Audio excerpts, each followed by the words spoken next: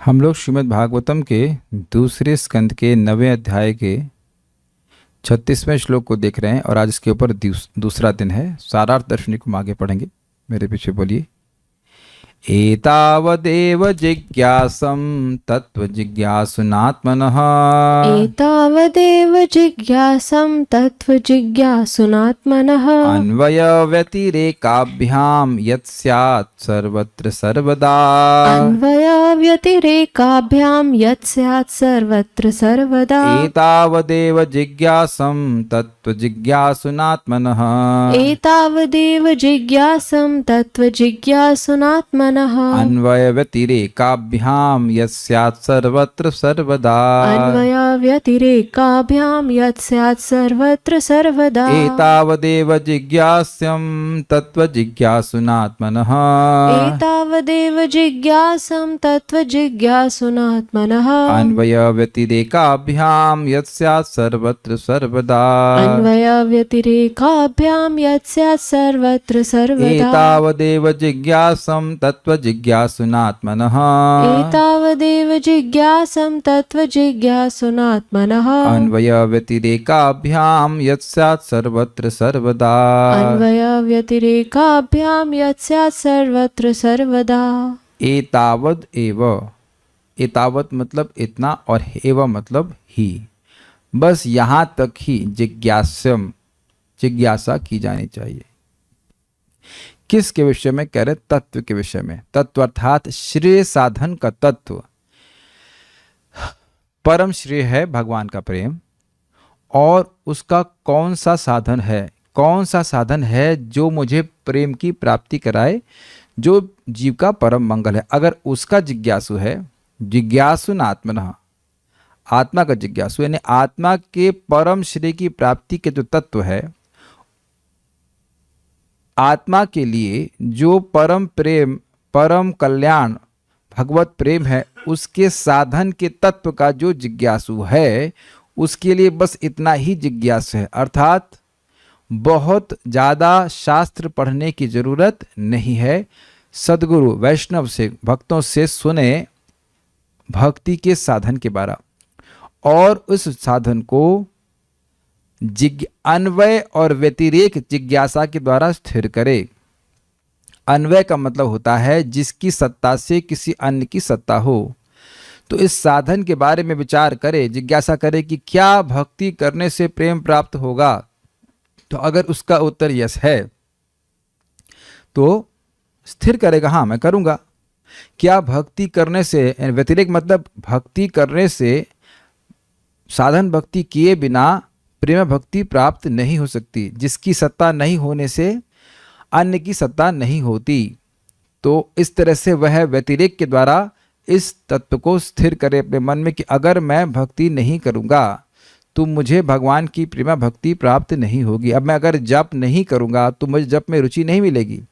जप में रुचि जप करने से मिलती है, यद्यपि अभी रुचि नहीं है, लेकिन अगर जप करूंगा तो जप में रुचि मिलेगी, और अगर जप नहीं करूंगा तो जप में रुचि अपने आप नहीं मिल जाएगी, और कोई कर्म करने से नहीं मिल जाएगी। स्पष्ट समझ में आ रहा है? अन्वय व्यतिरेक। अच्छा,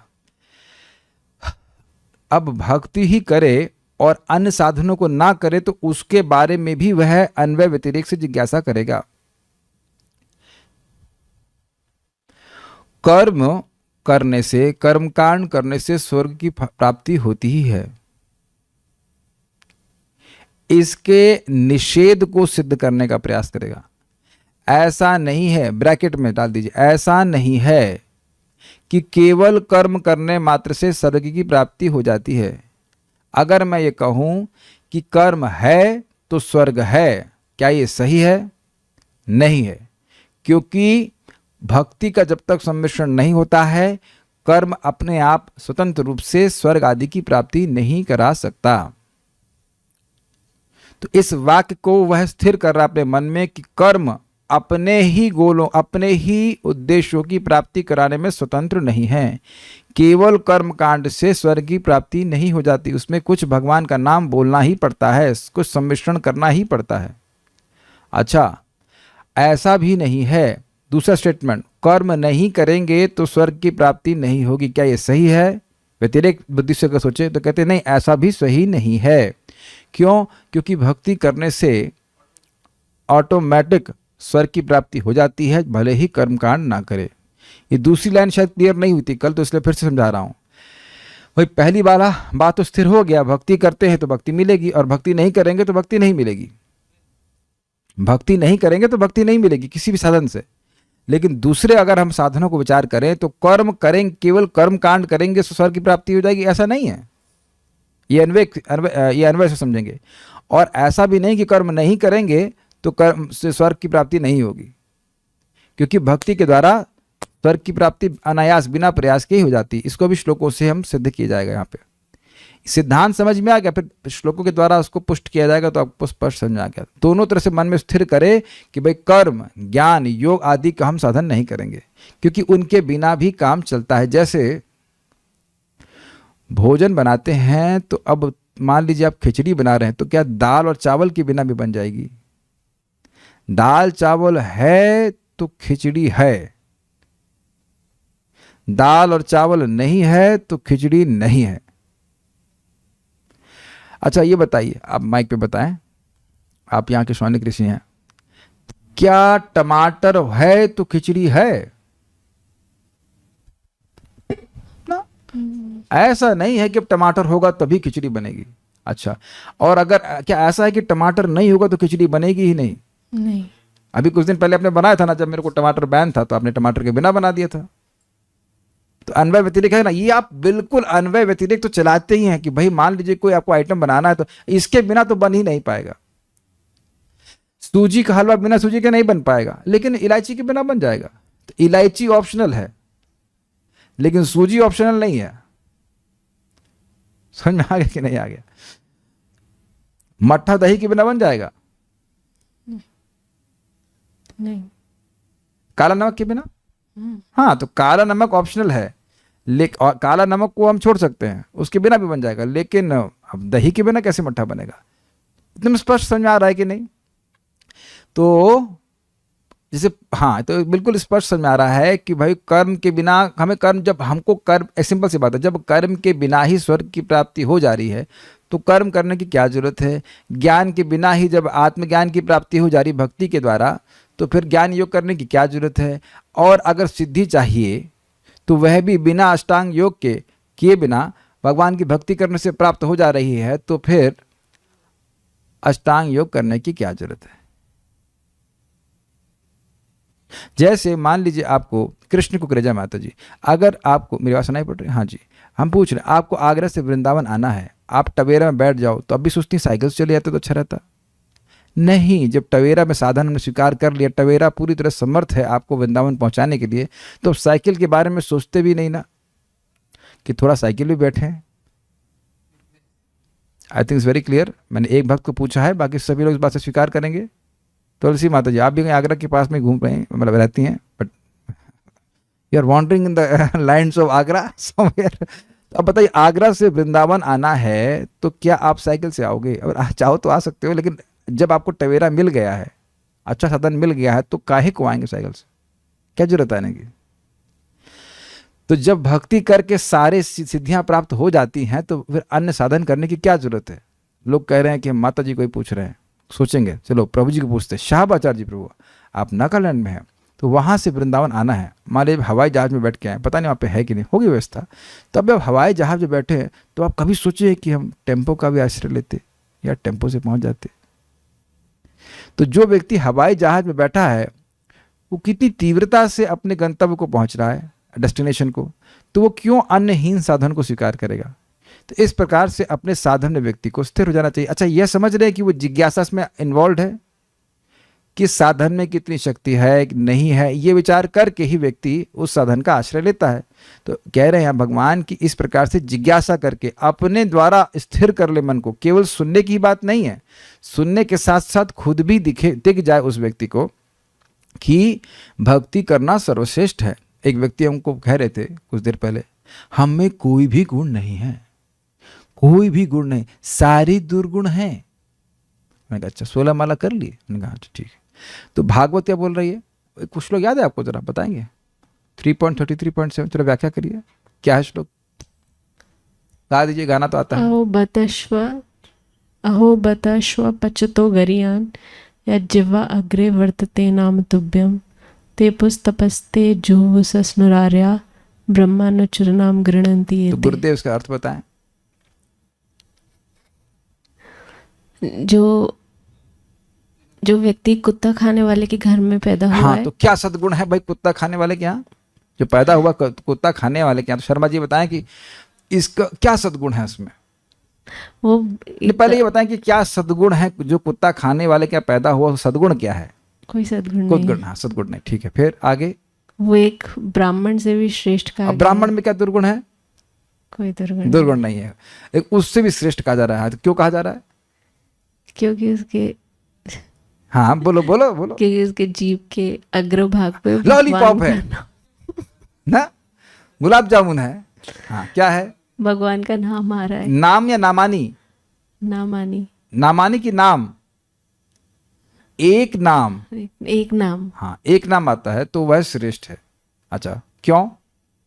क्योंकि उसने एक नाम भगवान का, उसके जीभ के अग्रभाग के भगवान का नाम आया तो उसने सारे वेदों का पाठ कर लिया, सारी पवित्र नदियों में स्नान कर लिया, सारे तीर्थों का भ्रमण कर लिया और आर्यों के सारे व्यवहार भी कर लिए। अब भी उसमें दुर्गुण को देखेंगे तो भागवत दुर्गुण नहीं देख रहा है। अब व्यक्ति कहे हमें बहुत दुर्गुण है, तो इसका मतलब यह है, कि श्लोक तो सुना है लेकिन हमने स्वयं उस पर विचार नहीं किया है। ये दुर्गुण जरूर है ये दुर्गुण जरूर है कि श्लोक पर विचार नहीं किया है। अगर हम अपने में महानता नहीं देख रहे हैं तो दूसरे में भी महानता नहीं देख पाएंगे। हम क्या हमें महानता देखनी चाहिए? हम महान नहीं है, प्रोसेस बहुत महान है। Does that make sense? जब आप समझेंगे कि भगवान का नाम उच्चारण करने वाला साधक सर्वश्रेष्ठ है तो दूसरे लोगों को भी आप महान मानेंगे। ऐसे नहीं कि अकेले ही महान है। अगर सोने के पर्वत पर आप चढ़े हैं तो खुद पता होना चाहिए ना कि सोने के पर्वत पर चढ़े हैं, तो मालूम चलेगा अरे दूसरे लोग भी सोने के पर्वत पर चढ़े हैं। जब खुद पता चलेगा कि मेरे पास बहुत धन है तो दूसरे का मालूम चलेगा दूसरे के पास भी बहुत धन है। Is it okay? मैं ये सब बातें क्यों कहा?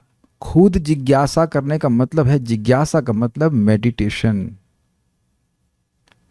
कैच किया? अगर मन में प्रश्न है कि कौन सी सर्वश्रेष्ठ साधना है, तो अब ये हमेशा अगर जिज्ञासा रहेगी तो व्यक्ति ध्यान करने लगेगा, भक्ति की महिमा पे विचार करने लगेगा, भक्ति के प्रति उसकी आदर बुद्धि बढ़ती चली जाएगी। ओह कितने महानता की बात है, ओह कितने आश्चर्य की बात है। Make sense? मनन नहीं होगा, बताइए कि ये साधन कितना शक्तिशाली है, ये साधन कितना शक्तिशाली है।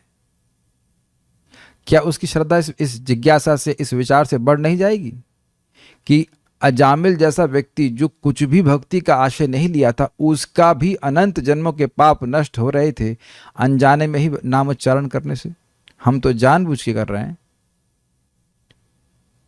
तो क्या इस प्रकार की जिज्ञासा से उसकी साधना भक्ति में विश्वास और श्रद्धा नहीं बढ़ जाएगी? क्या उत्तर है? बिल्कुल बढ़ जाएगी।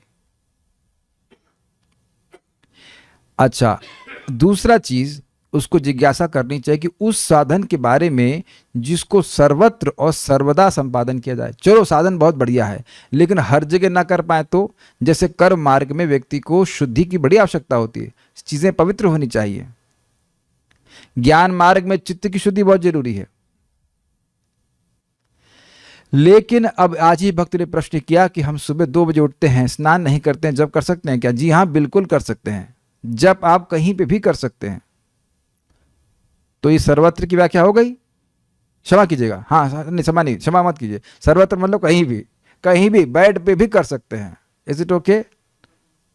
कहीं भी कर सकते हैं। जब टेम्पो में भी कर सकते हैं, हवाई जहाज में भी कर सकते हैं। नाम नामकारी बहुधा निज सर्वशक्ति तत्रार्पिता नियमितः स्मरणे न कालः। तो भगवान ने अपनी सारी शक्तियां अपने नाम में निहित की हुई हैं और इनका भी उच्चारण करने का कोई काल और देश का नियम नहीं है।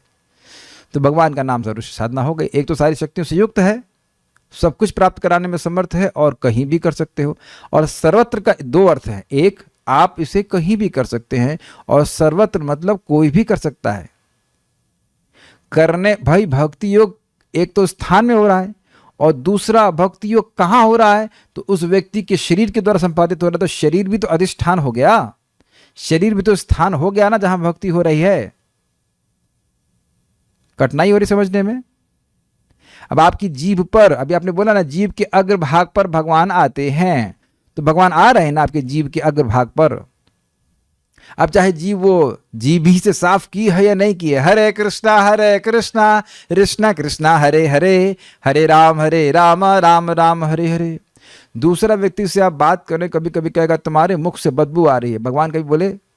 कहीं लिखा है कि आप झूठे मुंह से हरि नाम कर रहे हैं तो भगवान के नाम के प्रति अपराध है। भगवान को कोई दिक्कत नहीं, हरे कृष्णा बोली, चाहे एकदम मुंह से बदबू आ रही, सारे दांत पीले हों, लेकिन भगवान जीव पे प्रकट हो रहे हैं। कुछ कठिनाई? ये आप लोगों को बहुत सिंपल बात लग रही है, लेकिन देखिए भागवत का श्लोक आपके सामने है। भगवान का नाम बोलने में कोई भी नियम नहीं है, कहीं भी बोल सकते हैं। कठिनाई ये कि कहीं भी बोल सकते हैं लेकिन कहीं भी नहीं बोलते लोग, ये एक दिक्कत है। आप बाथरूम में डीटी वर्शिप नहीं कर सकते, कर सकते कोई किया है, अरे स्नान कर ही रहे चलो शालिग्राम को भी ले आते हैं, शालिग्राम को भी बाथरूम में स्नान करा दें। क्या हो सकता है ऐसा भाई कि विग्रह को लिया है गौर निताई को ले बाथरूम को वही स्नान करा देते हैं शावर में? क्या ऐसा हो सकता है? क्या आप कभी ऐसा सोच सकते हैं? कभी सोचेंगे? ऐसा सोच भी नहीं सकते। लेकिन हरे कृष्णा कृष्णा कृष्णा हरे हरे, हरे राम राम राम हरे, कहीं भी कर सकते हैं, करना ही चाहिए। जब हम गौशाला के आश्रम में थे तो हम इतनी जोर से हरे कृष्णा गाते थे, कीर्तन करते थे, तो सारा घर में सुनाई पड़ता था। कहते हमको मालूम चल गया कि उठ गया है, क्योंकि जोर से ठंड लगता है, स्पेशली ठंड में पानी से स्नान कर रहे हैं तो ठंड लगता है, तो जोर से हरे कृष्णा करते थे। तो हरे कृष्णा कहीं पे भी कर सकते हैं। Is it okay? ठीक है। और सर्वदा तो समझ गए, किसी भी समय कर सकते हैं। किसी भी समय का मतलब क्या है? बचपन में भी कर सकते हो, माँ के गर्भ में भी कर सकते हैं। प्रहलाद महाराज ने माँ के गर्भ में करी, बचपन में ध्रुव महाराज ने करी, और अजामिल ने मरणशैया बोलते हैं क्या, मरणासन अवस्था में करी। मुचकुंद महाराज ने काफी बुढ़ापे में करी। कोई भी व्यक्ति कभी भी भक्ति कर सकता है। ये नहीं कह सकते कि हमारी भक्ति करने की उम्र निकल गई। Is it okay? शादी करने की उम्र निकल जाती है कि नहीं? कोई 80 साल में शादी करे, मान लीजिए कोई 80 साल में शादी करे, अरे यार ये कोई शादी करने की उम्र है? लेकिन मान ली कोई 80 साल में जब करे तब हाँ भाई बढ़िया काम कर रहे, कम से कम अपना बुढ़ापा सुधार रहे। अगर कोई 80 साल में शादी करे तो ये नहीं बोलेंगे ना कि अपना बुढ़ापा सुधार रहे। नहीं बोलेंगे ना। अजीब सी बात है ना, कुछ कुछ बातें हैं अब एज से लिमिट हो जाती है ना, अब ये उम्र नहीं है करने की, है कि नहीं? आजकल कर रहे हैं वो एक अलग बात है, लेकिन वो तो नहीं समय है ना। 50 साल तक गृहस्थी में रह सकता है व्यक्ति, है कि नहीं? लेकिन ये नहीं कि 75 साल तक रहे। तो अब आप देख रहे हैं, और अगर कोई कहे भाई बुढ़ापे भी नाम, जब अरे भाई कुछ भी हो भाई, पूरा जीवन खराब किया कोई बात नहीं, इन कम से कम 70 साल में भाई जब तो कर रहे हैं। तो आप स्वयं देखेंगे कि जब करने में, भगवान की भक्ति करने का कोई भी समय नहीं है। मतलब ऐसा कोई समय नहीं कि आप नहीं कर सकते। ये सब कौन बोल रहा है? भगवान बोल रहे हैं। इसलिए यह सोचना कि मेरी उम्र निकल गई, मैं भक्ति नहीं कर सकता, ये बहुत बड़ी मूर्खता है। भगवान आपके सामने बोल रहे हैं, कहीं पे भी कैसे भी कर सकते हो। अरे सोते सोते भी बोल सकते हो। वो अलग बात है कि डांट पड़ती है, वो डांट नहीं सोने के लिए पड़ती है, लेकिन अब सो के भी नाम हो रहा है तो भी ठीक है। नहीं करने से तो अच्छा ही है ना। हरे ठीक है, कम से कम हरे कृष्ण, कुंभकर्ण जब चल रहा है हरे कृष्ण तो कुछ निकला। नहीं करने से तो अच्छा ही है ना। जो लोग जगे हुए हैं और नहीं बोल रहे हैं वो तो सो ही रहे हैं ना। तो सो के भी अगर कोई नाम बोल रहा है तो भी ठीक है। ठीक है मतलब ठीक ही है, ठीक है तो नहीं कह सकते, ठीक ही है। नहीं बोलने से तो ठीक ही है ना। तो क्या सीख रहे हैं? भक्ति ही एक ऐसा साधन है जो स्वतंत्र रूप से परम श्रेय परम प्रिय यानी भगवान का प्रेम प्राप्त कराने में समर्थ है। भक्ति नहीं करेंगे तो भक्ति प्राप्त नहीं होगी, और ये भक्ति हर कोई कर सकता है। किसी भी समय कर सकता है, बल्कि हर समय करनी चाहिए और हर व्यक्ति के द्वारा किया जाना चाहिए। ये सब इस श्लोक के आशय हैं। ये सब मैंने आपको एक जिस्ट में बता दिया, अब इसको स्टेप बाय स्टेप हम सीखते हुए चलेंगे।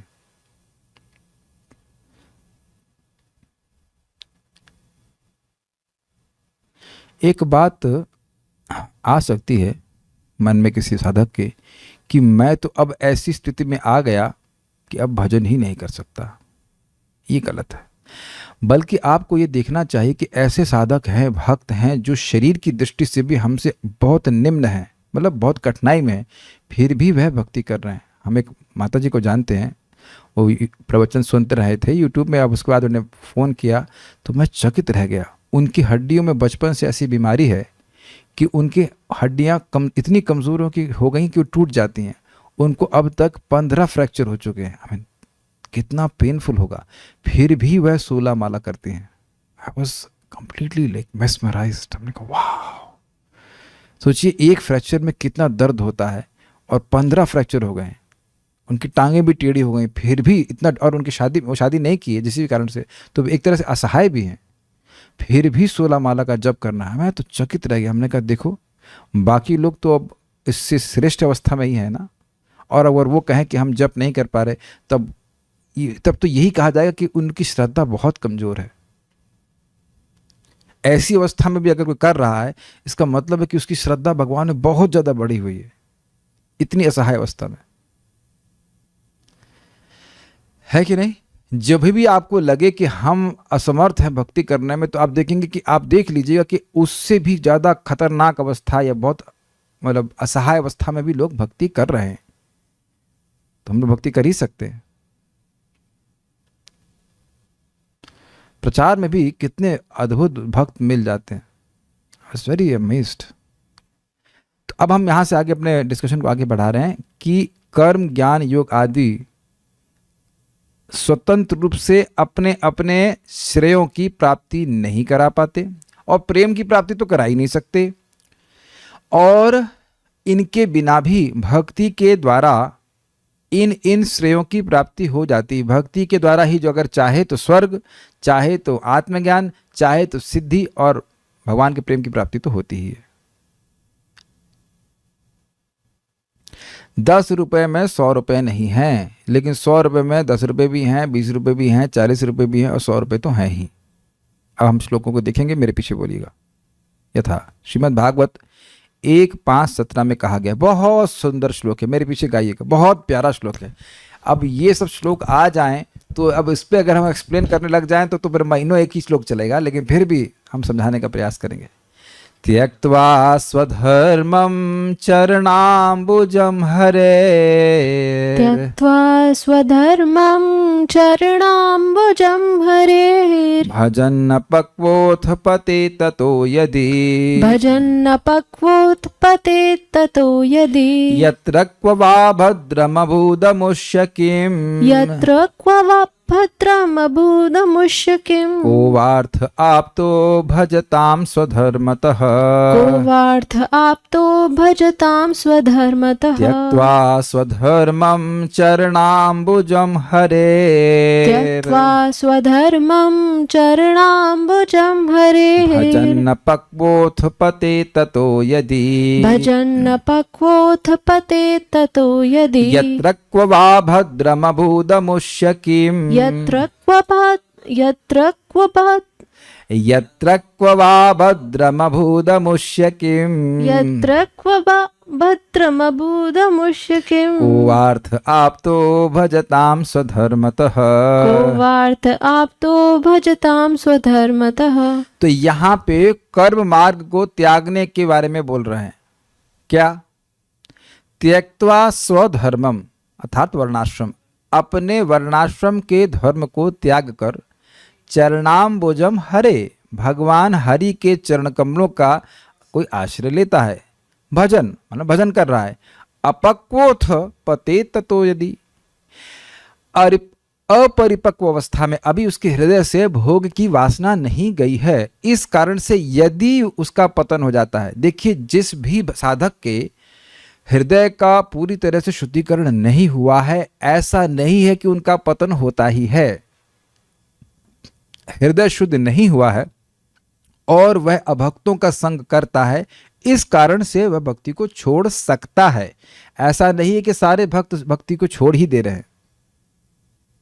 एक संभावना बता रहे हैं कि मान लो भावुकता में उसने भगवान की शरण ली, अभी वह परिपक्व नहीं हो पाया और भक्ति छोड़ दी, और भगवान की शरण ले रहा है तो अपने स्वधर्म का पालन नहीं कर पा रहा है, तो अपने यानी कि कर्म मार्ग को छोड़ दिया उसने, और भगवान की शरण भी पूरी तरह से नहीं ले पाया।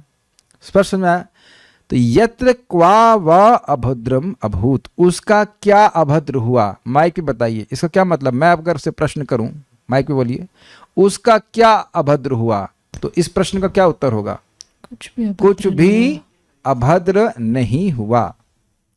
यत्र क्वा व अभद्रम अभूत, अमुष्य, अमुष्य मतलब इस व्यक्ति का जिसने अपने स्वधर्म को छोड़ दिया, अर्थात कर्म मार्ग को छोड़ दिया और भगवान की भक्ति, भगवान श्री हरि की भक्ति करी और भक्ति में भी परिपक्व नहीं हो पाया, तो उसका क्या नुकसान हुआ? उत्तर क्या है? कुछ भी नुकसान नहीं हुआ। उसके बाद कह रहे हैं को व अर्थ अप्तो, को कह वह अर्थ, कह वा, उसको कौन सा अर्थ आप अर्थात प्राप्त हुआ। अभजताम सुधर्मता, भगवान को अभजन, भगवान का भजन नहीं किया और अपने सुधर्म का पालन किया, तो उसे क्या लाभ हुआ? क्या उत्तर होगा बताइए? कुछ भी लाभ नहीं होगा। अब ये देख रहे हैं अन्वय व्यतिरेक, भक्ति की तो लाभ हुआ ही, लेकिन कर्म को नहीं किया तो कोई नुकसान नहीं हुआ। तो इस प्रकार से इस श्लोक को सुन करके आपके मन में भक्ति स्थिर हो रही है कि नहीं हो रही है? ये श्लोक अन्वय व्यतिरेक का एग्जाम्पल हुआ कि नहीं? भक्ति कर रहा है, गिर भी गया तो भी लाभ हुआ, ठीक। और उसके बाद लास्ट लाइन देखिए, को वार्थ आप तो अभजताम सुधर्मतः, लेकिन भक्ति नहीं की तो उसे कोई लाभ प्राप्त नहीं हुआ। अन्वय व्यतिरेक दिख गया आप लोग को? आप लोगों को दिखेगा तब मजा आएगा, ऐसे तो फिर मजा नहीं आएगा देखने में। खाली बोले रहा दिख गया, हाँ क्या दिखा, कुछ नहीं दिखा, ऐसे नहीं है। भक्ति जो थोड़ी बहुत करी वह भी लाभ देने वाली है, क्योंकि भक्ति का संस्कार कभी नष्ट नहीं होता। जैसे अभी हमें भक्त दिख रहे हैं तो कह रहे थे बड़ी प्रसन्न होकर कि उनके पति एक माला जप करने लगे। जी हाँ, वास्तविक रूप से प्रसन्न होने की बात है, वास्तविक रूप से प्रसन्न होने की बात है। उनके पति थोड़े सोम रस के रसिक हैं, लेकिन ये सोम रस का रस गायब हो जाएगा, लेकिन भगवान के नाम का रस कभी गायब नहीं होने वाला। समझने का प्रयास कीजिए। जो आदमी जाप कर लिया, चाहे वो शराबी हो, कबाबी हो, चाहे कुछ भी हो, शराबी कबाबी शबाबी जो भी, सारे दुर्गुण भी क्यों ना हो, लेकिन वह सब रस समाप्त हो जाएंगे। भक्त कह रहे सोम रस क्या होता है? ओहो, ये तो सत्य के जीव आ गए। सोम रस का मतलब शराब है ठीक है, तो वो सारे दुर्गुण नष्ट हो जाएंगे, लेकिन जो एक माला का प्रभाव है, वो व्यक्ति स्वर पीट ले, कुछ भी कर ले, उसका प्रभाव नष्ट नहीं होगा। इसलिए वाकई बहुत अच्छा काम कर रहे हैं। मैं शराब पीने का समर्थन नहीं कर रहा हूं, मैं खाली बोल रहा हूं कि जाप कर रहा है तो वो बहुत अच्छी बात है। वो जाप उसके सारे दुर्गुण को नष्ट कर देगा। ये भागवत सुन रहा है, इस भागवत सुनने का पुण्य अब चाह भी लें तो नष्ट नहीं हो सकता, असंभव है नष्ट करना। और चाहे कितना भी, अब देखिए अन्वय व्यतिरेक लगाइए। अगर व्यक्ति स्वधर्म का पालन कर रहा है, स्वधर्म है, तो क्या उससे भक्ति मिल जाएगी? क्या स्वधर्म का पालन करने से भक्ति है? मेरी बात माइक पे बताइए। अगर स्वधर्म की सत्ता है तो क्या उससे भक्ति की भी सत्ता होगी? नहीं। ये लिख रहा है कि नहीं यहाँ पे? क्या फायदा हुआ? भगवान का भजन नहीं कर रहा है और ब्राह्मण क्षत्रिय वैश्य शूद्र के रूप में कार्य कर रहा है, तो क्या भक्ति मिलेगी? नहीं मिलेगी। तो यहाँ पे स्वधर्म को खारिज किया। अन्वय से खाली खारिज किया कि नहीं? स्वधर्म करने से भी भक्ति का संस्कार मिलेगा कि नहीं? उत्तर बताइए। नहीं मिलेगा। और स्वधर्म नहीं भी किया और भक्ति करी तो भक्ति प्राप्त होगी। स्वधर्म नहीं भी किया और भक्ति करा तो भी नरक नहीं जाएगा। ऐसे स्वधर्म को छोड़ने से व्यक्ति को नरक मिलता है, लेकिन स्वधर्म छोड़ने के बाद भी अगर भक्ति करता है तो नरक नहीं प्राप्त होगा। आप जानते हैं भगवान से प्रश्न किया गया, अयति श्रद्धयोपेतो योगाचलित मानसः, योगा अयति श्रद्धयोपेतो योगाचलित मानस अप्राप्य योग संसिद्धिम काम गतिम कृष्ण गच्छति। जिसने इस भक्ति योग में ज्यादा प्रयास नहीं किया और वो गिर गया, क्यों? योगाचलित मानस, योग से उसका मन विचलित हो गया। अप्राप्य योग संसिद्धिम, योग की परम सिद्धि भगवत प्रेम प्राप्त नहीं कर पाया, तो कामगतिम कृष्ण गच्छति, वह किस गति को प्राप्त करेगा? कृष्ण। तो कृष्ण बड़ा स्पष्ट, भगवान श्री कृष्ण कहते हैं कि वह व्यक्ति प्राप्य पुण्य कृताम लोकान उषित्वा शाश्वती समहा शुचिनाम श्रीमताम गेहे योग भ्रष्टो भी जायते। जो व्यक्ति योग से भ्रष्ट हो गया वह भी स्वर्ग की प्राप्ति करेगा, जो महान महान यज्ञ को करने वाले कृति अर्थात पुण्यात्मा लोगों को प्राप्त होता है। शाश्वती मतलब बहुत लंबे समय तक स्वर्ग की प्राप्ति करेगा। कोई नुकसान हुआ? कुछ नहीं। जो खूब यज्ञ करके मर जाए उसके बाद जो उसको कुछ मिलेगा वह तो योग भ्रष्ट व्यक्ति को मिल जा रहा है। तब बताइए भक्ति करेंगे बट कर्मकांड करेंगे?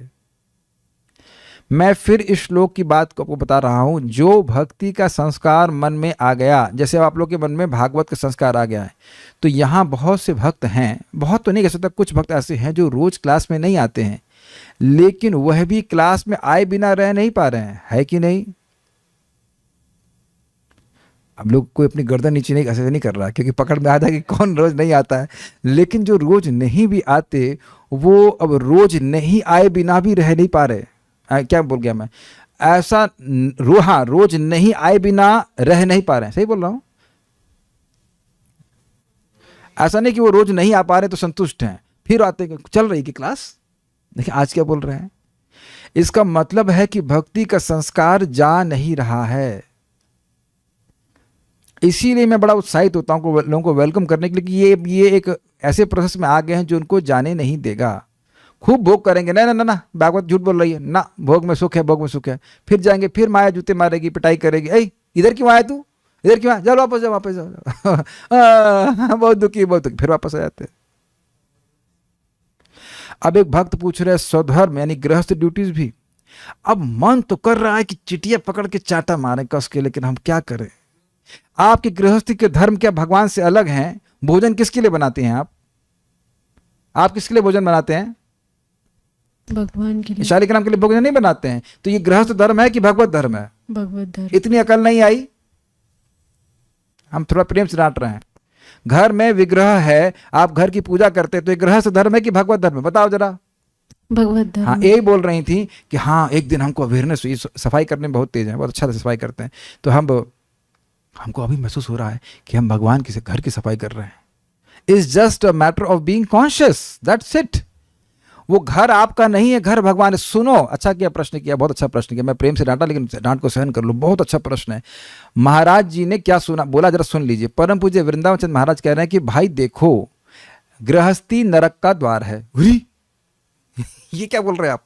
हाँ जी, क्योंकि भाई भोग है, अच्छा अच्छा खाने को मिलता है और व्यक्ति और उसका इंद्रिय तृप्ति करता है, उसका नरक जाता है। आराम से नरक का द्वार है। लेकिन अब घर में विग्रह है, पत्नी है, पति है, बच्चे हैं, जो भी हैं वो सब भगवान की सेवा कर रहे हैं, तो वही घर वैकुंठ हो जाता है। वैकुंठ में है क्या? भगवान है और भगवान की सेवा है। अब देखिए यही आप तीसरे स्कंद में पढ़ेंगे, वैकुंठ में कोई ब्रह्मचारी नहीं है और वैकुंठ में सब ब्रह्मचारी हैं। व्हाट, क्या बातें बोल रहे हैं? वैकुंठ में सब गृहस्थ हैं, स्त्री हैं, पुरुष हैं और बहुत सुंदर हैं, लेकिन भोग नहीं करते, सब भगवान के यशोगान में लग रहे हैं। तो ये गृहस्थी धर्म त्यागने के लिए बोल रहे हैं क्या? गृहस्थी धर्म त्यागने की, गृहस्थी ना ब्रह्मचारी कुछ नहीं। आप ये देखिए कि जो आपके कर्तव्य हैं क्या उनका संबंध भगवान से है। हम इस भक्त को इसलिए डांट रहे हैं क्योंकि इनकी सास भी भक्त है, इनकी ननद भी भक्त है, इनके पति भी भक्त है और ये खुद भी भक्त है। तो अभक्त कौन है भाई? मैं भक्त हूं लगता है। आप उससे प्रश्न कर रहे हैं कौन अभक्त है, जरा बताइए। हम तो बड़ा हम उनका गुणगान कर ही देते, नाम तो नहीं बताएंगे। लेकिन अभी माता जी प्रेग्नेंट हैं और फिर भी 7:20 में माला कर दे रही हैं। अब भी आप माया में हैं, कर सकता है कोई? कितना कठिन हो जाता है स्थिति में, किसी भी स्त्री के लिए कठिन समय। I really appreciate. कौन करता है जरा बताइए ऐसा? हमको तो ये हो रहा है, वो हो रहा है, ये सब बोलते रहेंगे, जप नहीं करेंगे। तो ऐसी कौन सा वस्तु है, ऐसा कौन सा स्थान है जहां पे भक्ति नहीं की जाती? यही तो बताया जा रहा है। सर्वत्र सर्वदा, चाहे गृहस्थी में हो, चाहे आप ब्रह्मचारी हो, चाहे आप वानप्रस्थी हो, चाहे संन्यास, किसी भी स्थान में भक्ति की जा सकती है। लेकिन अगर स्वधर्म भजन में दिक्कत कर रहा है, ये बात बोली जा रही है, तो उसको छोड़ देना चाहिए, ये बात है। तो अब इस समय अगर आप देखें प्रिय श्रोता माता जी, आपके घर में प्रभु जी भी भक्त हैं, बच्चे भी भक्त हैं, तो कोई आपको भक्ति करने से मना कर रहा है? नहीं, कोई नहीं मना कर रहा। तो आप लोग आश्चर्य करेंगे, मेरे पास समय नहीं समझाने का, नहीं तो अमृतवाणी पुस्तक है भक्ति सिद्धांत ठाकुर जी के द्वारा, वो लिखते हैं कि गृहस्थी में भक्ति करना आसान है, लेकिन भक्तों की संगत नहीं करेगा तब बहुत कठिन हो जाएगा। आप लोग इस बात को विद्रोह करेंगे, नहीं भक्ति गृहस्थी में भक्ति करना क्यों कठिन है? जो गृहस्थ भोग और संग्रह में पड़ गए उनके लिए बहुत कठिन है। लेकिन अगर व्यक्ति वैसे संतुष्ट रहे, जैसे भगवान दे रहे हैं, जितना दे रहे हैं उसमें संतुष्ट रहे, तो भक्ति करना बहुत आसान है। कम से कम वो खाने को मिलता है जो आप चाहते हैं, है ना। कच्ची जली हुई रोटी नहीं आती है। हम रह चुके हैं आश्रम में, ब्रह्मचर्य आश्रम में। कच्ची रोटी गलत तो नहीं कह रहे ना, चावल कच्चा रहता, खाना हो तो खाओ, नहीं तो कोई बात नहीं। खूब सुन चुके हैं, 12 साल आलू खा चुके हैं। तो मैं ये प्रोत्साहन नहीं कर रहा हूं कि शादी कर लो या ना कर लो, बात नहीं है। बात ये स्वयं बोले कि हाँ भाई बड़ा आसान है, लेकिन आसान तब है जब भोगों के पीछे नहीं पड़ोगे। भोग के पीछे पड़ गए, संग्रह के पीछे पड़ गए, तो भगवान की भक्ति नहीं कर पाएंगे। Make sense? तो ये जो भक्त, पता नहीं अब मेरी बात सुन पा रहे कि नहीं सुन पा रहे हैं, सुन ही रहे हैं ऑब्वियसली। यहां एक बात बोली जा रही है अर्जुन, यहां एक बात बोली जा रही इस बात को स्थापित करने के लिए कि अपने स्वधर्म को त्याग करके भी अगर कोई भक्ति करता है तो उसको कोई नुकसान नहीं है। लेकिन एक बात अपने से पूछ लें कि क्या स्वधर्म त्याग करके आप भगवान की भक्ति करोगे? ये भी प्रश्न हो जाएगा। अपने पति की सेवा छोड़कर, महाराज बहुत अच्छी बात बोल रहे थे, कुछ स्त्रियां अब घर की, आपके नहीं बोल रहा हूं, लेकिन ऐसा कोई लड़की सोचे कि भाई हम पति की सेवा नहीं करेंगे, हम अपने परिवार की सेवा नहीं करेंगे, तो अब यह भी तो जरूरी नहीं है ना कि आप ये सब कुछ छोड़ देंगे तो भगवान की सेवा ही करेंगे। आप मेरी बात समझ पा रहे हैं? और क्यों नहीं इन्हीं सबको भगवान से कनेक्ट करके देखा जाए? तो अगर आपकी बात है तो मैंने इस पर उत्तर दिया। घर छोड़ने की जरूरत नहीं है, चेतना, जो भौतिक चेतना, उसको छोड़ने की जरूरत है। आप प्रैक्टिकल देखो ना, हमारे सब ग्रुप पे सब गृहस्थ भक्त बैठे, क्या टीवी इस समय वो टीवी देख नहीं रहे होते? टीवी ही देख रहे होते, लेकिन इस समय भागवत सुन रहे हैं। यहां आपने श्लोक में क्या सुना था? जो मूल श्लोक है, यत्स्यात् सर्वत्र सर्वदा, कहीं पे भी भक्ति की जा सकती है, चाहे वो गृहस्थी हो, चाहे वो ब्रह्मचारी हो, चाहे सन्यास हो, चाहे वानप्रस्थ हो। जहां जहां आप कंफर्टेबल हो वहां स्वीकार करें और वहां पे भक्ति करने का प्रयास कीजिए। Is it okay? तो खैर हम टॉपिक पे आ रहे हैं। टॉपिक ये था कि अगर कोई भक्ति कर रहा है और उसने कदाचित स्वधर्म को त्याग दिया, तब भी कोई उसका नुकसान नहीं हुआ। ओके? मैंने थोड़ा प्रेम से डांटा था, प्लीज डोंट माइंड इट। होता ये है कि जो व्यक्ति जब सिंसियरली भक्ति करता है तो उसको हमेशा ये लगता है कि मैं तो कुछ नहीं कर रहा। तो अब उसकी उस स्थान चेंज कर लेने से भक्ति हो ही जाएगी, ऐसा नहीं है। स्थाने स्थितः श्रुतिगताम तनुमांग मनोभिर ये प्रायशो जितो जितोप्यसित स्त्रीलोक्याम। अपने ही स्थान में स्थित होकर जो भगवान के बारे में नियमित रूप से श्रवण करता है वह भगवान को जीत लेता है, यद्यपि भगवान अजित है। और यहाँ पे अगर बात आ रही है तो प्रथम स्कंद जिस भक्त ने प्रश्न किया है वह भी सुन चुका है। अनन्य विषयात्मनाम, किसका विशेषण था? ये पांडवों का विशेषण था, जो पूरे विश्व को राज्य कर रहे थे, लेकिन उनके चित्त में भगवान के अलावा कोई अन्य विषय नहीं था। एक मैं सिंपल से एग्जाम्पल दे रहा हूँ। हम लोग एक नई मिक्सी खरीदे, एक्चुअली नई मिक्सी नहीं, मिक्सी खरीदे ही नहीं थे, व्यक्ति ने गिफ्ट दी थी हमको, वो पुरानी थी, वो अच्छी नहीं, तो उससे मसाला ठीक से नहीं पिस रहा था धनिया का। आप कहेंगे प्रभु जी भागवत में धनिया क्यों ले आए? मैं बता रहा हूँ उसका कारण क्या है। अब जो नई मिक्सी लाए उसमें धनिया बहुत अच्छे से पिस गई। अब उससे जो सब्जी बनी वो बहुत सुस्वादु बनी, तो वो सब्जी किसके लिए बनी? Got it? तो आपको ये लगेगा कि ये बिल्कुल लौकिक बात है, लेकिन भगवान के संबंध में बात हो रही तो वो लौकिक बात बिल्कुल नहीं है। मैं आपको उदाहरण दूं, श्रील भक्ति सिद्धांत सरस्वती ठाकुर जी पूर्ण ब्रह्मचारी, पूर्ण विरक्त, एक बार प्रवचन कर रहे थे कि हमें जगत में किसी वस्तु में आसक्त नहीं होना चाहिए। वो आसक्त थे भी नहीं। और उसके बाद वह कुछ लिखने लगे, कुछ लेख लिख रहे थे, और उस समय इंक, समझते हैं इंक, वो एक इंक पॉट हुआ करता था, उसमें कूची बोलते हैं, कूची था, निब निब बोलते हैं, लकड़ी की निब होती थी, उसमें डालते थे, उसे लिखते थे। तो ऐसे वो कोई पत्र लिख रहे थे। इतने में ही केले का भंडार था, उसका दरवाज़ा खुला रह गया, तो एक बंदर कुछ केले लेके भागा। तो शिला भक्ति सिद्धांत ठाकुर जी बहुत तीव्रता से उठे उस बंदर को से केलों की रक्षा करने के लिए, और फिर उसको गेट को बंद कर दिए। तो एक व्यक्ति ने, शिष्य ने आश्चर्य करके पूछा, अभी तो आप कह रहे थे जगत में हमें किसी से आसक्त नहीं होना चाहिए, और आप केला बचाने के लिए इतना तेजी से उठे कि आपका लेख नष्ट हो गया। या तो कह रहे हैं, मूर्ख, वह राधा रानी के केले थे। अब समझ में आया? यहां तक कि आप आश्चर्य करेंगे कि मंदिर बन रहा था और उस मंदिर के मजदूर, तो वो तो भक्त नहीं थे, उनको बीड़ी पीनी होती थी, तो उस बीड़ी के को रोल करते थे Srila Bhakti Siddhanta Thakur ji. You will be surprised, I am surprised. जिस व्यक्ति के जीवन में इंद्रिय तृप्ति जीरो है ना, वो बीड़ी के रोल बना रहा है उन लोग मजदूरों के लिए जो भगवान के मंदिर बनाने में कार्यरत हैं। Is not incomprehensible? तो अपने धर्मों को भगवान के संबंध में देखने का प्रयास कीजिए, तो आप देखेंगे कि वाकई देखेंगे कि इसका संबंध तो भगवान से है। कि एक बात बॉटम समझ लीजिए, बॉटम क्या कहते हैं, बॉटम लाइन, कहीं पे भी रहे हैं, अगर सुबह शाम आपको भगवान के बारे में श्रवण करने को मिल रहा है, 16 माला जप कर पा रहे हैं, तो बिल्कुल एकदम स्थिर रहिए, वहां से चेंज करने की जरूरत नहीं है।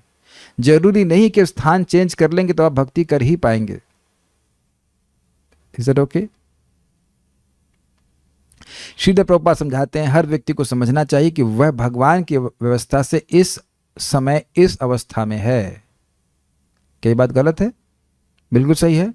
भगवान की ही व्यवस्था से कोई भी व्यक्ति किसी विशेष अवस्था में, वहां पे वह भगवान की कैसे सेवा कर सकता है ये सीखे, और ये श्रवण कीर्तन के द्वारा होता है। ओके? जिस भक्त को मैंने भी डांटा है उसको हम बहुत अप्रिशिएट करते हैं, तो प्लीज बुरा नहीं मारेगा, रोएगा नहीं। हम डांट नहीं रहे थे, हम खाली समझा रहे थे इस बात को कि बहुत अच्छे स्थान में हैं आप, भक्ति करते रहिए। आपको अपना स्वधर्म छोड़ने की बिल्कुल जरूरत नहीं है, आप भक्ति कर पा रहे हैं, ठीक है।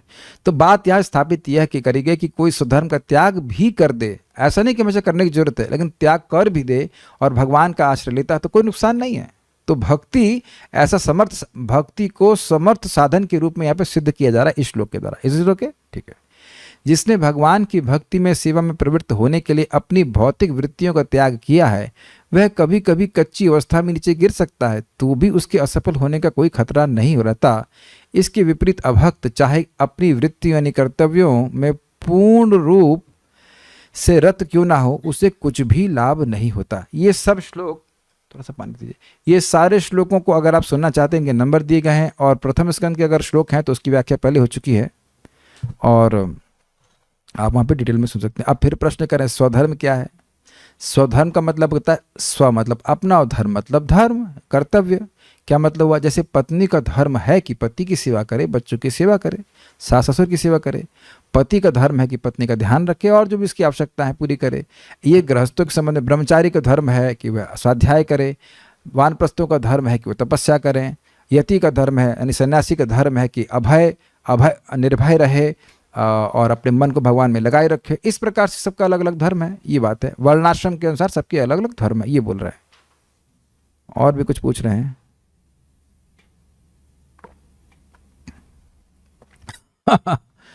एक भक्त कह रहे हैं कि मैंने अपने बच्चे को कहा कि अगर उसे 1 घंटा मोबाइल चाहिए तो 1 माला जप करना होगा। वेल, क्या ये नाम अपराध है? वेल, नाम अपराध तो नहीं है, लेकिन ये कोई बहुत अच्छी मोटिवेशन नहीं है। फिर भी ठीक है नहीं करने से तो अच्छा है ठीक है। ये वैसे मैंने ये शिक्षा नहीं दी जा रही है यहाँ पे, लेकिन अब हाँ आप कह सकते हैं माला तो उठाएगा। उसी प्रकार श्रीमद् भागवत में ब्रह्मस्तुति में कथित है। अब देखिए 2 श्लोकों को कैसे समझा रहे हैं। भक्ति कर रहा है, गिर भी गया तो उसका कोई नुकसान नहीं है। और यहां श्लोक में कह रहे हैं कि भक्ति छोड़ दी और ज्ञान मार्ग में प्रवृत्त हो गया तो उससे कुछ भी नहीं मिलेगा। तो देखिए क्या इससे भक्ति स्थिर हो रही है? अन्वय व्यतिरेक वाली बात। भक्ति है, भक्ति कर रहा है तो भक्ति मिलेगी ही, चाहे कर्म मार्ग करे या ना करे, अन्वय ठीक। और व्यतिरेक, भक्ति छोड़ दी है और ज्ञान मार्ग का अनुशीलन कर रहा है तो उसे कुछ फल नहीं प्राप्त होगा। मेरे पीछे बोलिए, ये स्वयं ब्रह्मा जी बोल रहे हैं।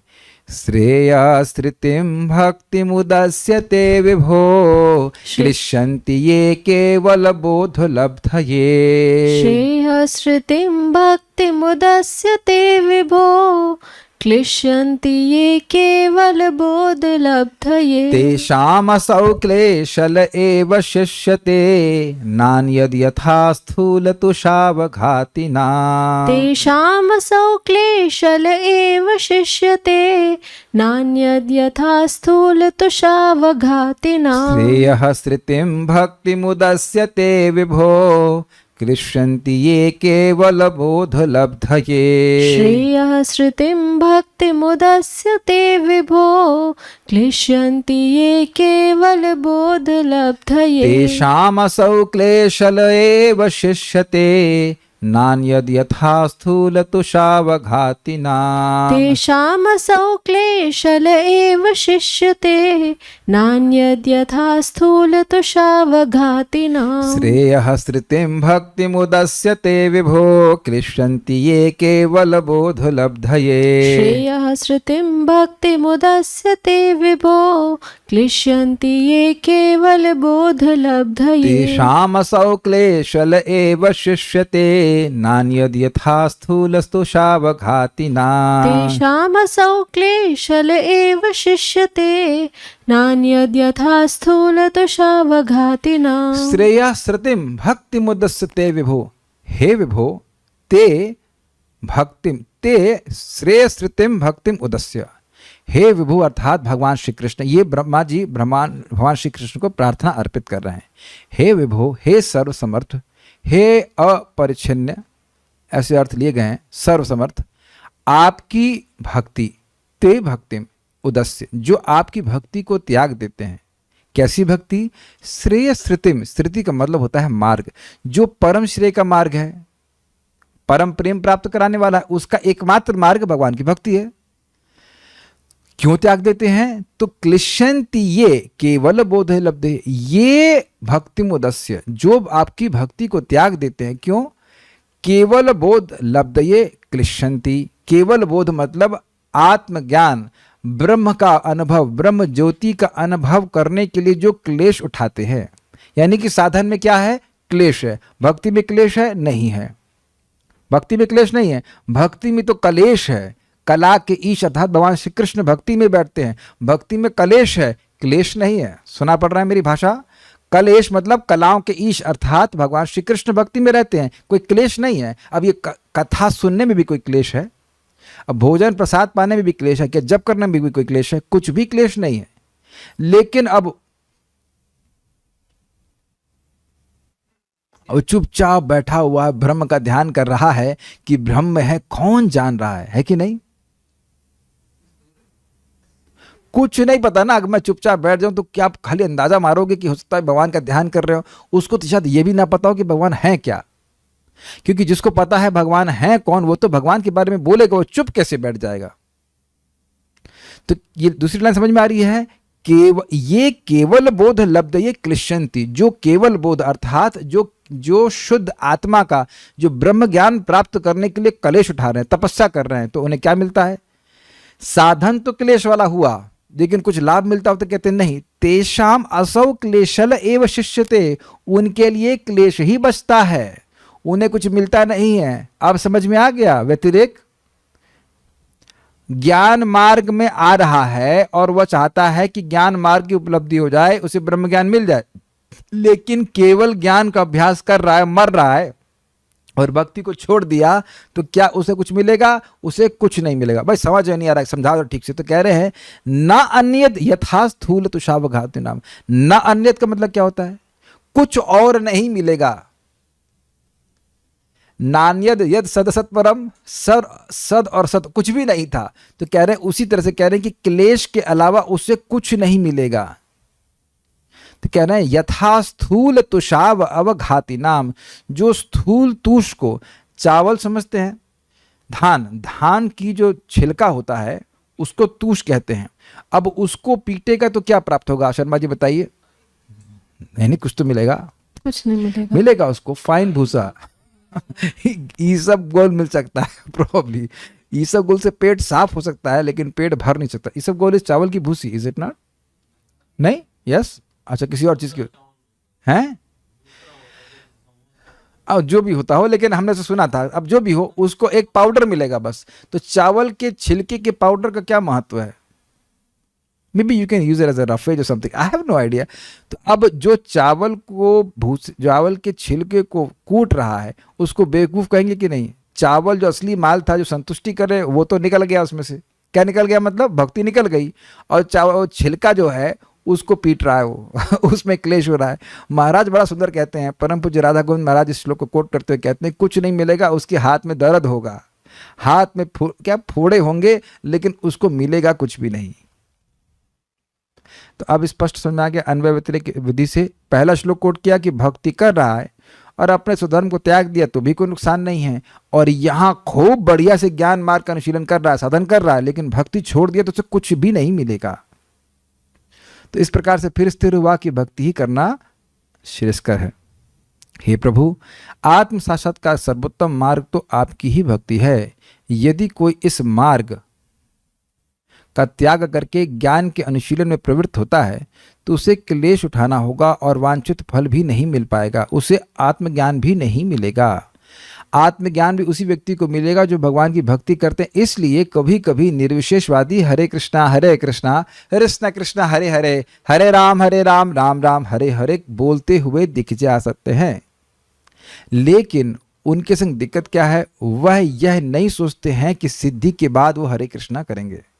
वह केवल हरे कृष्णा को आत्मज्ञान मोक्ष प्राप्त करने तक ही एक साधन के रूप में स्वीकार करते हैं। लेकिन आप लोग जानते हो कि यहाँ तो हम लोग हरे कृष्णा कर रहे हैं और गोलोक में भी हरे कृष्णा करेंगे, खूब आनंद से करेंगे। तो ये थोड़ा अंतर, ये बहुत बड़ा अंतर बन जा रहा है। हमारे लिए हरे कृष्णा साधन भी है और साध्य भी है। वह इसको इसलिए स्वीकार करते हैं क्योंकि वो जानते हैं कि भगवान के नाम के बिना वह है अब अपनी सिद्धि को, मोक्ष को नहीं प्राप्त कर सकते। तो एक सहायता के रूप में हरे कृष्ण मंत्र करते हैं। लेकिन भक्त लोग हरे कृष्ण मंत्र का ही आश्रय लेते हैं, केवल सहायता नहीं ले रहे हैं, वही आश्रय है, यही साधन है और यही साध्य है। अंतर समझिएगा। जिस तरह थोती भूसी को पीटने से अन्न या गेहूं नहीं मिलता, उसी तरह जो केवल चिंतन करता है उससे आत्म साक्षात्कार नहीं हो पाता, उसके हाथ केवल क्लेश लगता है। अब इन सब श्लोकों को सुनकर क्या मन में भक्ति मार्ग के प्रति आदर स्थिर हो रहा है या नहीं हो रहा है? गर्दन हिलाओ भक्तों, अगर आपको स्पॉन्डिलाइटिस नहीं हुआ है कि हम भक्ति करेंगे, हम ज्ञान मार्ग का अनुशीलन नहीं करेंगे। ओके, अब ऐसा मत सोचिएगा कि ऐसा नहीं होता है। मैं एक सच्ची घटना बता रहा हूँ। IIT कानपुर में जब मैं फर्स्ट ईयर में था तो एक थर्ड ईयर में व्यक्ति थे और बड़े सज्जन पुरुष थे, एक्चुअली सज्जन व्यक्ति था, बहुत सीधा सादी व्यक्ति थे, लेकिन भक्ति की महिमा के प्रति आदर बुद्धि ना होने के कारण मायापुर गए, भक्ति करे, जप भी किए और उसके बाद फिर ज्ञान मार्ग में चले गए। तो श्रीमद् भागवतम का श्रवण ना कर पाने के कारण व्यक्ति ऐसे कहते हैं प्रचुर मात्रा में श्रवण नहीं करेगा तो वह भक्ति की महिमा को नहीं समझेगा और वो सोचेगा इससे श्रेष्ठ कोई और मार्ग भी है जो मुझे सिद्धि प्राप्त करा देगा। जबकि जब ये ब्रह्मा जी बात बोल रहे हैं तो इन्होंने ऐसा होते हुए देखा है कई बार कि लोगों ने भक्ति छोड़ी और ज्ञान मार्ग में प्रवृत्त हो गए और वह सफलता को प्राप्त नहीं की, अपितु केवल विफलता को ही प्राप्त किए। और यह भी नारद जी, पिछले श्लोक को आपने सुना था, नारद जी ने सुना, नारद जी भी बोल रहे हैं, तो नारद जी भी देख चुके हैं कि स्वधर्म को त्याग करके अगर कोई व्यक्ति भगवान के आश्रय लिया है तो भी उसका कोई नुकसान नहीं हुआ, अंत तो गतो भगवान की प्राप्ति किया है। ये सब हमारे और आपकी ओपिनियन नहीं है, ये सिद्धांत हैं जो श्रीमद् भागवत में प्रस्तुत किए गए हैं और वो हर समय निश्चित रूप से मान्य होते हैं। क्या आप मेरी बात समझ पा रहे हैं? नहीं समझ पा रहे हैं? ब्रह्मा जी अपना ओपिनियन नहीं दे रहे हैं, वो थ्योरी नहीं बता रहे हैं, ये वास्तविक बात है कि जिन लोगों ने भक्ति छोड़ी उनको कोई श्रेय प्राप्त नहीं हुआ। ध्यान दीजिएगा, बड़ी इंटरेस्टिंग बात है। पिछले श्लोक में भी आया था कि वो गिर गया, उसने भक्ति छोड़ी नहीं, उसकी भक्ति के प्रति आदर भाव नहीं कम हुआ, वह भोगों में गिर गया, नुकसान नहीं हुआ, स्वधर्म भी छूट गया और भक्ति भी छूट गई, लेकिन भक्ति के प्रति आदर भावना नहीं छूटी, भोग में प्रवृत्त हो गया।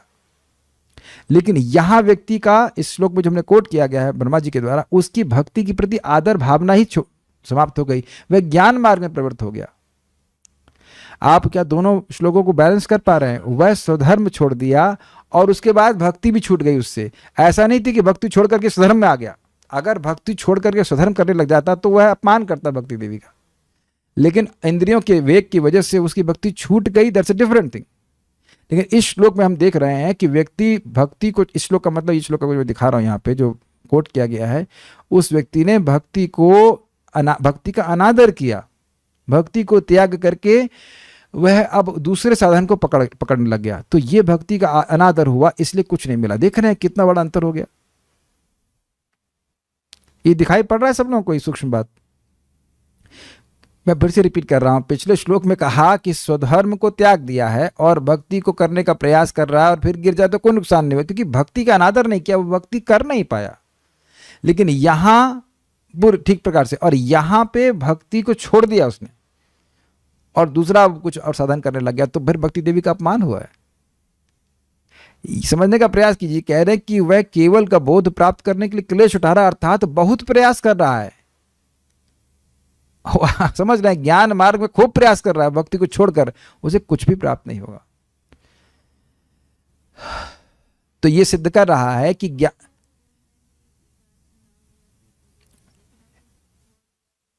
देखिए, यहां पे व्यक्ति भले ही वो भक्ति कर रहा था, लेकिन उसने भक्ति देवी के प्रति अपराध किया है। भक्ति को वो हीन मान रहा है, तब छोड़ रहा है। देखिए, ज्ञान मार्ग के लिए प्रयास कर रहा है तो इंद्रियों को संयम कर रहा है। ज्ञान मार्ग में खूब प्रयास कर रहा है तो इंद्रिय खूब सहन कर रहा है, तभी तो क्लेश उठा रहा है इंद्रियों को संयम करने का। लेकिन भक्ति देवी का अपराध कर रहा है तो कुछ नहीं मिलेगा। यस, ज्ञान मार्ग, बहुत अच्छा बात बोली गई है, माइक पे बताइए। वाह, समझ गए आप। ज्ञान मार्ग को भक्ति मार्ग से श्रेष्ठ मान रहा है। पिछला वाला व्यक्ति स्वधर्म को भक्ति से श्रेष्ठ नहीं मान रहा है। वो भाई, वो पहले ही भक्ति को स्वधर्म से श्रेष्ठ मान चुका था, तभी तो स्वधर्म छोड़ा। उसने भक्ति को स्वीकार किया, लेकिन भक्ति में वो लटक गया, झूल गया, इंद्रिय संयमित नहीं कर पाया, गिर गया। लेकिन भक्ति को श्रेष्ठ ही मानते मानते गिरा। लेकिन यहां इस व्यक्ति ने भक्ति के प्रति अपमान किया। ये मैं काफी स्ट्रॉन्ग ऑब्जर्वेशन यहां मिल रही है। दोनों जगह भक्ति छूट रही है, लेकिन एक जगह भक्ति छूट रही है और एक जगह भक्ति छोड़ी जा रही है, और छोड़ी भी अलग अलग कारण से जा रही है। तो यहां पे भक्ति देवी के प्रति अपमान हो रहा है, भक्ति को छोड़ रहा है तो उसे कुछ भी नहीं प्राप्त होगा। देख रहे हैं भागवत की डेप्थ कितनी है। हमारे पास समय 5 ही मिनट है।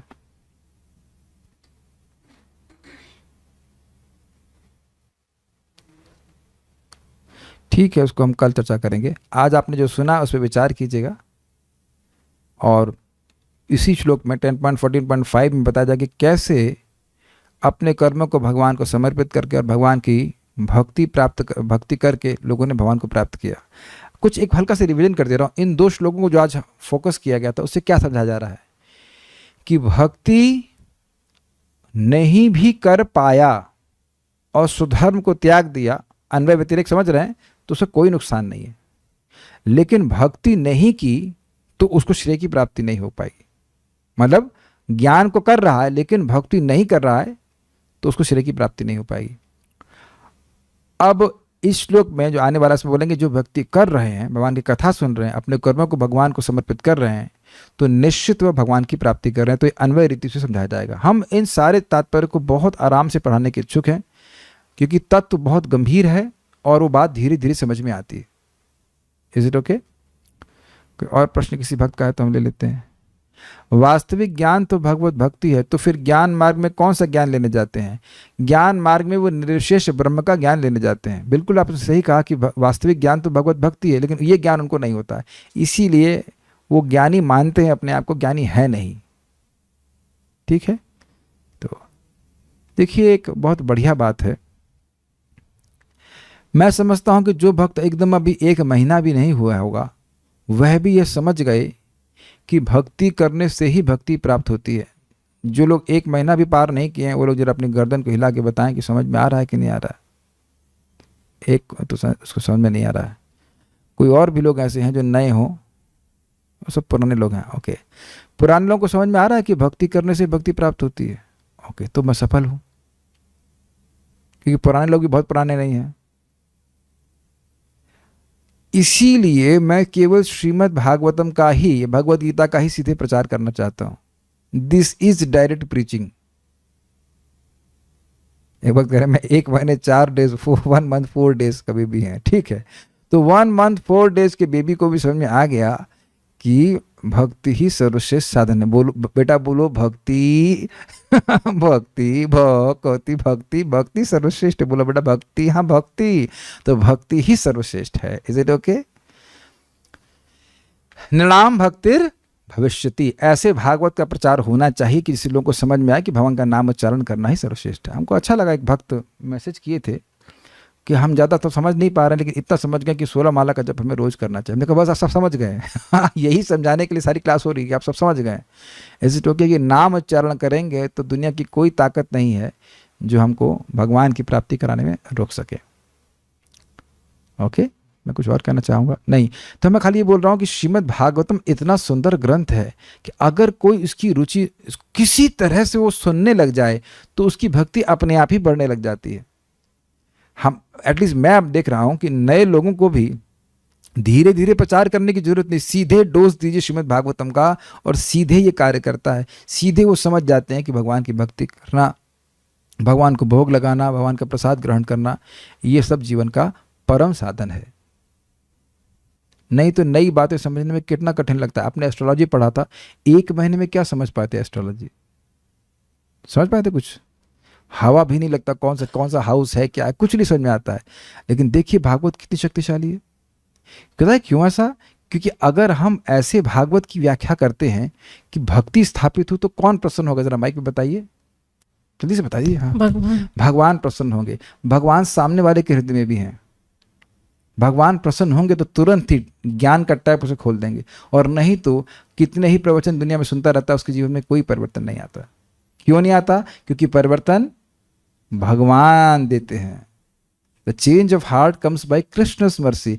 तो जब भागवत का निरूपण ऐसे किया जाए कि भाई भक्ति को स्थापित किया जाए तो भगवान प्रसन्न होते हैं, सुनने वाले के हृदय में भी और बोलने वाले के हृदय में भी। हम तो प्रैक्टिकल देख रहे हैं। अगर किसी को 1 महीने में भी बात समझ में आ गई कि भक्ति ही सर्वश्रेष्ठ है, तो बताइए कितनी बड़ी उपलब्धि हो गई, है कि नहीं? लेकिन जो नए लोग हैं और जो पुराने भी हैं, उनको ये बात एकदम कान खोल के सुननी चाहिए कि ये बात समझ में इसलिए आ रही है क्योंकि हम सुन रहे हैं, और नहीं सुनेंगे तो कुछ और बातें समझ में आने लग जाएंगी। स्वधर्म ही श्रेष्ठ है, मेरे ये कर्तव्य हैं, मैं भक्ति भी नहीं कर सकता, इत्यादि इत्यादि। तो फिर केवल क्लेश हाथ लगेगा। Will stop here now. Shrimad Bhagavatam की जय, श्री प्रभुपाद की जय, निताई गौर प्रेमानंदे।